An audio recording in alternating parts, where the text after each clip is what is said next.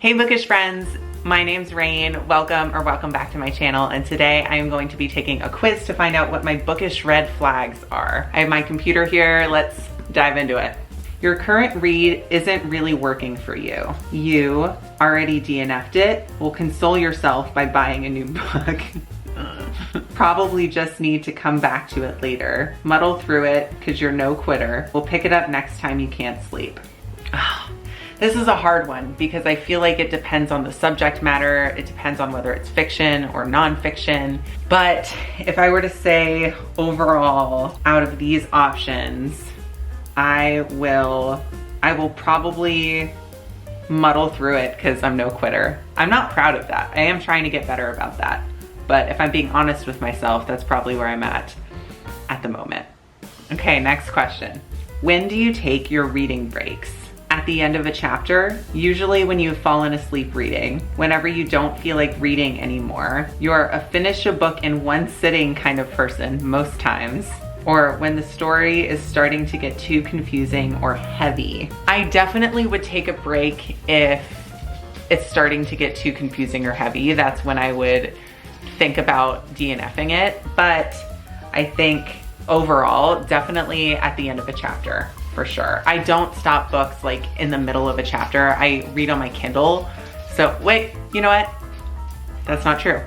If I'm reading on an audiobook, I'll stop it at any point. When I'm too busy, or definitely if it's getting slow, I'll stop it and go to a different book. But if I'm reading it on my Kindle, then I'll definitely stop it at the end of the chapter because I can see how many minutes left I have in the chapter, and I'm like, oh, it's only 5 more minutes. I can read for 5 more minutes. That's kind of hard, but I'm gonna say at the end of the chapter. That was my first instinct. That's what we're gonna go with. Where do you keep your TBR? I don't really have one. By the bed, in a book cart or designated space on your shelves, amongst all other books in your e-reader. Okay, well this is easy for me. I'm an audiobook listener and an ebook reader. I have a really difficult time with typical fonts that are found in most books, so I can't read them that way in like a paperback or hardback. So definitely I keep them in my e-reader. When you visit a bookstore, you make a budget beforehand and stick to it. Always say you're not gonna buy anything, but always come out with books. Have no trouble leaving empty-handed. Make a budget and forget about it as soon as you walk in. Spend hours and hours there deciding what to buy. I've mentioned this before, but when I go into a bookstore, because I'm an audiobook and ebook reader, I don't go in and buy the physical copies. So what I do is I go in and I'll read the synopsis of the book, and if it strikes my fancy, I'll take a picture of the cover and I'll come home and buy it on an audiobook or get it on my Kindle. I'm just gonna say, when I go into a bookstore, like a real bookstore, I don't leave with anything.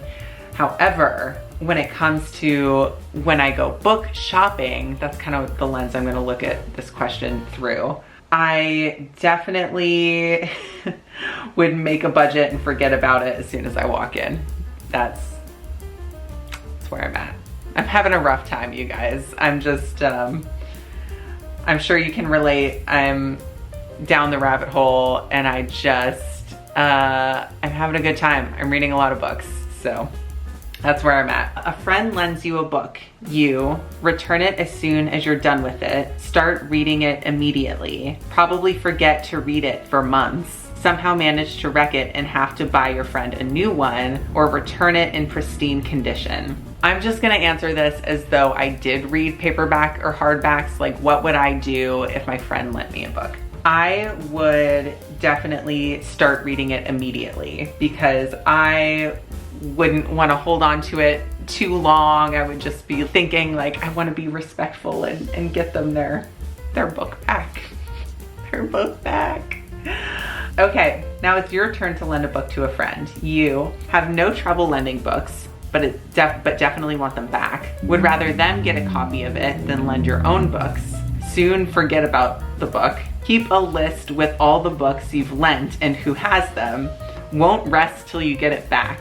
I would definitely have no trouble lending the book, but I would want it back. Have you ever bought a book that you already owned? No, more times than I care to admit. Yes, but on purpose, different edition, wanted an extra copy, etc. Yes, but you owned a digital copy of it. You don't think so, but it's plausible that you did. Absolutely I have, and I owned a digital copy I owned a digital copy of it. Yes, all the time I will get the audiobook and buy it on my Kindle as well. So two e-copies of it, but yes, I have most of my books in 2 different forms. This is my wallet. Are you a library user? Okay, this is redeeming me a little bit. Okay. Yes, you get more books from the library than brand new. Yes, but you buy more often. You buy as much as you borrow from the library. Yes, and you usually bring home a very optimistic amount of books. No. I definitely put a very optimistic amount of books on hold on Libby, but I would say I do use my library and I buy as much as I borrow from the library. Do you have a monthly budget for books? Sometimes. No. Absolutely, and I stick to it. Yes, but you overspend. I do not, but that is probably something I should consider. Okay, I think this is our last question, maybe. Your ideal bookish date would be meeting for coffee at a bookshop cafe. That sounds so nice. Bookstore crawl, that sounds nice too. Favorite author event. I've never been to one, but I am sure that I would enjoy that. Visit each other's favorite bookshop and buying a mystery book for each other. Okay, these are all really cute. I want to go on all of these dates. Bringing your favorite books to the park, exchanging them, and spending an afternoon reading them together. Oh my God.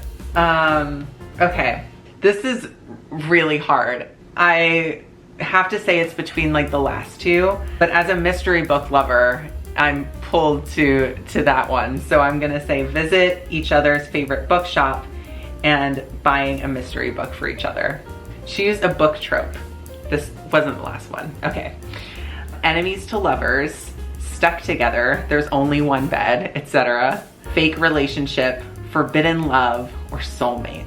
So I haven't read a lot of romance. And by a lot, I mean I've read 1 romance book so far, and that was Book Lovers. I loved it. I really did. And I'm planning on reading more romance in the future because I did like it so much. That was like an enemies to lovers, and I did really like it. So I'm just gonna say enemies to lovers because I enjoyed it. Okay, what do you love the most about books? Aw.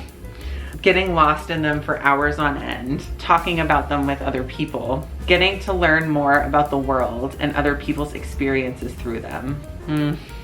The pure joy they bring you, the comfort they give you, especially favorite stories. That's so hard. I love all these things so much about books. Gosh, I would probably just say the comfort they give me, especially my favorite books. All right, calculating my answer. Okay, my bookish red flag is you DNF like there's no tomorrow. As you should, life's too short to read books you don't like, so embrace that DNFing soul. I did not see that coming. I definitely don't DNF like there's no tomorrow. That's something that I'm trying to get better at. Interesting, maybe this is my sign from the universe to DNF more than I'm currently DNFing, so I will take that. That was fun. I liked that. So if you guys want to see more bookish quizzes, let me know. I had a good time. Thank you very much for staying with me to the end of the video if you have. And if you have, drop this emoji down in the comments. If you take this quiz, let me know what you got because I don't know what the other options are and I am very curious now to know. I hope you have a wonderful rest of your day. Thank you again for watching and I will see you next time. Bye.